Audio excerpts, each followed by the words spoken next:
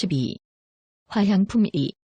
옛날 부처님께서 처음으로 득도하시고 나열기국에 계시면서 교화하시다가 다시 사위국으로 가셨다.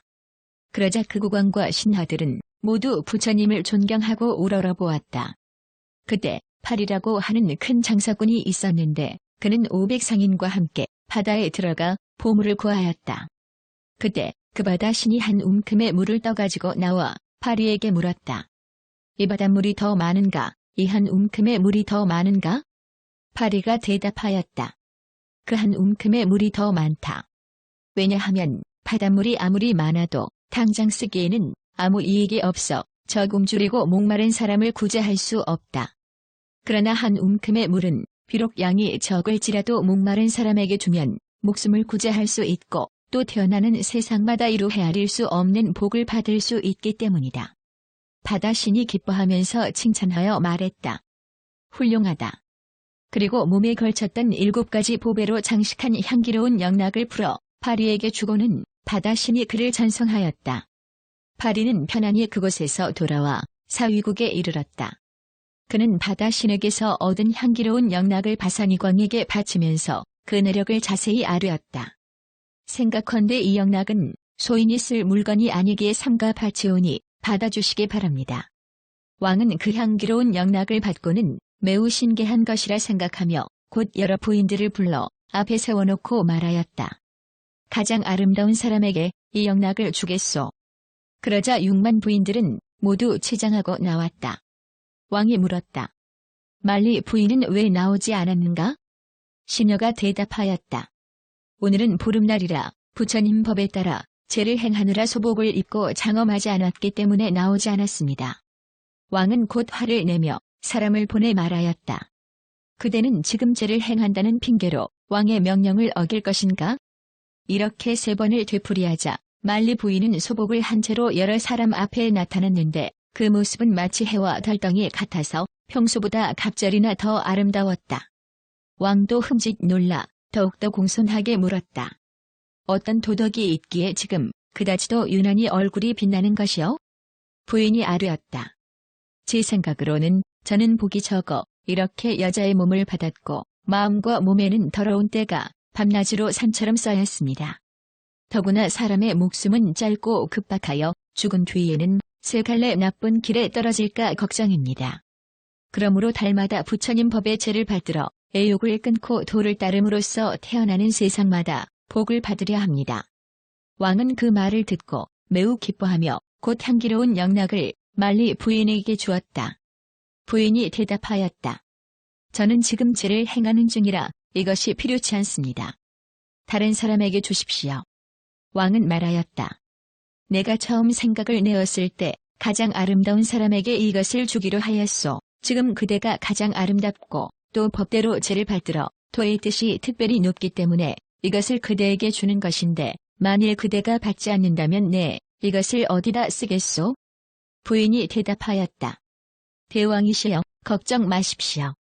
원컨대 마음을 굽혀 저와 함께 부처님께 나아가 영락을 세존께 올리고 또 거룩한 가르침을 들음으로써 여러 겁의 복을 받는 것이 좋을까 합니다. 왕은 허락하고 곧 수레를 꾸며 타고 부처님께 나아가 머리를 조아려 발 아래 예배하고 왕의 자리에 물러 앉아 부처님께 아뢰었다. 바다신이 주니 향기로운 영락은 파리가 내게 준 것입니다. 6만 부인은 모두 탐내 얻으려 하였으나 이말리 부인은 주어도 받지 않았습니다. 그것은 부처님 법대로 죄를 받들어 마음에 탐욕이 없기 때문입니다. 이제 삼가 부처님께 올려오니 부디 받아주시기 바랍니다. 세존의 제자는 마음을 다잡아 죄를 받들어 그곳은 신심이 이와 같건을 어찌 복의 마음을 두겠습니까? 이에 세존께서는 그를 위해 영락을 받으시고 곧 개송을 읊으셨다. 보배 꽃을 많이 엮어 걸고 거닐면 고운 비단 들이운 듯 좋은 공덕 많이 쌓으면 태어나는 곳마다 더욱 좋으리라. 진개한 풀과 향기로운 꽃도 바람을 맞이하지 않으면 향내나지 못한다네. 돌을 가까이 해 피어나오는 덕 있는 사람의 향기 두루하리라. 전단나무에 짙은 향기와 푸른 연꽃의 꽃다운 향기 아무리 그 향기 짙다 하여도 계율의 향기만은 못하다네. 꽃향기는 그 기운 약하여 진실한 것이라 말할 수 없지만 계율 지키는 사람의 향기는 하늘에 이르러도 빼어나고 훌륭하리라. 계율을 갖춰 완전하게 성취하고 행실에 조금도 방일함 없으면 선정의 뜻으로 번뇌를 벗어나 영원히 악마의 길 떠날 것이네. 부처님께서 기송을 마치시고 다시 왕에게 말씀하셨다. 죄를 받들면 복을 많이 받고 그 이름이 멀리 퍼집니다. 비유하면 천하의 16 큰 나라에 가득한 보물을 모두 보시한다 하더라도 그것은 만리 부인이 하루 낮 하루 밤 동안 부처님 법대로 죄를 받드는 것만 못할 것입니다. 만일 그 복을 비교한다면 마치 저수미산과 한 마리 콩과 같습니다.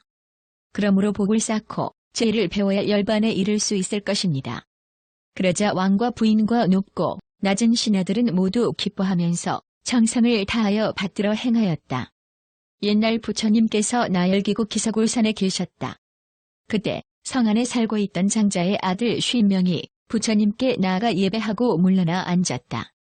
부처님께서 그들을 위하여 설법하셨다.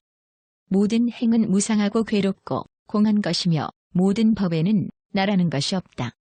은하는 꿈과 같아서 만나면 반드시 헤어지는 것이며 어떠한 부귀와 영화도 근심과 슬픔이 따르게 마련이다. 오직 열반만이 생사를 영원히 여일 수 있고 온갖 재앙이 모두 사라져 비로소 큰 안락을 얻게 될 것이다. 그때 50명의 왕자들이 이 설법을 듣고 모두 기뻐하며 부처님의 제자가 되기를 원하였다. 부처님께서 말씀하셨다. 잘 왔구나, 비구들아. 그렇게 말씀하시자 그들의 수염과 머리카락은 저절로 떨어졌고 복복이 갖추어져 곧 사문이 되었다. 이 사문들에게는 친한 장자 친구들이 있었다.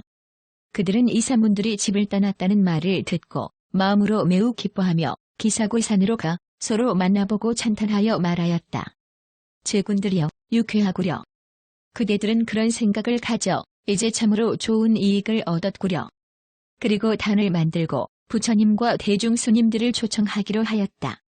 이튿날 부처님께서는 대중들과 함께 그들의 집으로 가서 공양을 마치시고 나서 설법하시고 해질 무렵이 되어서야 돌아오셨다.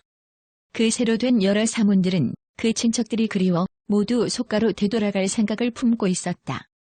부처님께서 그들의 생각을 아시고서 그들을 데리고 성문 밖으로 나가셨다. 바덕이 겨울에 더러운 진창 속에 5가지 빛깔의 연꽃이 피었는데 맑고 은은한 향기가 풍겨 다른 더러운 냄새를 없애는 것을 보셨다. 부처님께서는 곧 그곳으로 가서 연꽃으로 인하여 개송을 읊으셨다. 마치 밭가에 도랑 만들되 큰 길 가깝게 두어 그 가운데 연꽃이 피면 향기롭고 깨끗함이 마음에 들듯이 나고 죽음도 이와 같아서 범부들 그 속에 살면서 지혜로운 사람은 즐겁게 출가하여 부처의 제자가 되느니라. 부처님께서 개송을 마치시고 곧 바로 산으로 돌아오시자 현자 아난이 부처님 앞으로 나아가 아뢰었다. 아까 부처님께서 밭과 개울에 다다랐을 때 두 굵기의 개송을 읊으셨는데 그 이치를 잘 모르겠습니다. 그 뜻을 말씀해 주십시오. 부처님께서 아난에게 말씀하셨다. 너는 그 개울의 더러운 진창 속에 피어난 연꽃을 보았느냐? 네, 보았습니다. 부처님께서 말씀하셨다. 사람이 세상에 태어날 때도 기속해서 바뀌어 태어난다. 수명은 기껏해야 100년인데 혹은 그보다 길기도 하고 짧기도 하며 아내와의 애정과 줄이고 목마름과 추위와 더위로 인해 혹은 슬퍼하기도 하고 혹은 기뻐하기도 한다. 첫째 흉함, 둘째 기람, 셋째 독함, 넷째 뒤바뀜, 다섯째 쌓임, 여섯째 경계, 일곱째 의식, 여덟째 사됨, 아홉째 번뇌, 열째 악행 등 이런 것들은 마치 그 개울에 쌓인 더러운 진창과 같은 것들이다. 거기서 갑자기 어떤 사람이 세상은 무상한 것임을 깨닫고 도를 배우려는 마음을 내어 청정한 뜻을 닫고 정신을 모아 생각을 끊어 스스로 도를 얻으면 그것은 저 더러운 진창 속에 피어난 연꽃과 같다. 제 자신이 도를 얻고는 다시 돌아가 친족들을 제도하고 모든 중생들이 다 그의 깨우침의 혜택을 입으면 그것은 저 연꽃 향기가 다른 더러운 냄새를 없애는 것과 같은 것이니라. 50명의 비구들은 부처님의 설법을 듣고 나아갈 뜻이 더욱 견고해져 곧 아라한도를 얻었다.